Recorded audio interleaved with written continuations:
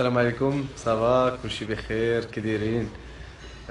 كنبغي نشكركم على التتبع ديالكم الحلقه. الحلقه ديال البارح حققت نسبه مشاهده كبيره، وهذا دائما بالفضل ديالكم، الفضل ديال الوفاء ديالكم. شكرا لكم بزاف، ونتمناو اننا دائما نبقاو نقدموا لكم الافضل. تحيه كبيره لكم سي محمد ياسين، تبارك الله، لي فان دغيا كيطلعوا. هند، نور، سعيد، تبارك الله عليكم. و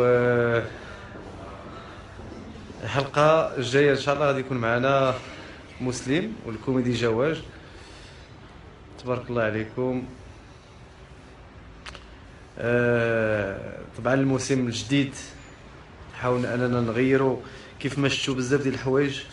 حاولنا نبدلوا ديكور جديد، فقرات جديده. تحيه الاسماء: زينب، مريم السعدي، تبارك الله عليكم. وإن شاء الله كنوعدكم بأننا حياة سعودي. ايوا تبارك الله عليكم، ونتمنى اننا ان شاء الله هذا الموسم نقدم لكم حلقات في المستوى، ونقدم لكم ان شاء الله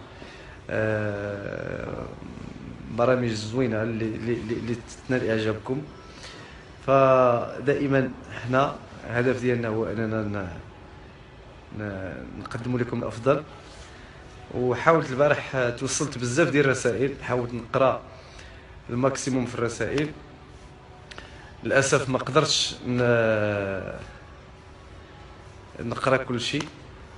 تحيه لخويا مهدي انور اللي غبر علينا، مابقاش كيسول فينا، ما عرفتش علاش. تبارك الله عليكم. ونهار الحد غادي يكون الماتش ديال الديربي.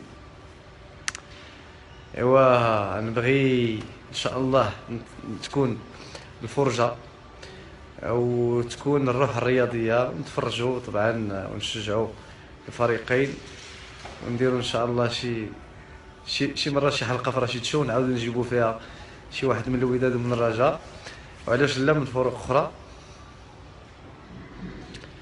دونك كنشكركم كاملين على تواصلكم معنا، تنشكركم على الرسائل الكثيره اللي توصلنا بها. والحمد لله الحلقه الاولى قدرنا اننا نحققوا فيها نسبه مشاهده كبيره. وهذا يعني ماشي غريب على الجمهور طبعا، اللي بين على الوفاء ديالو البرنامج من الموسم الاول.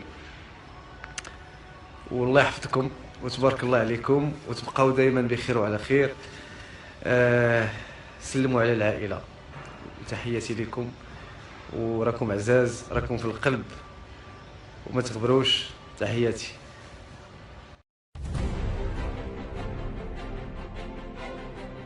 إن أعجبك الفيديو لا تنسى الإعجاب والاشتراك في القناة.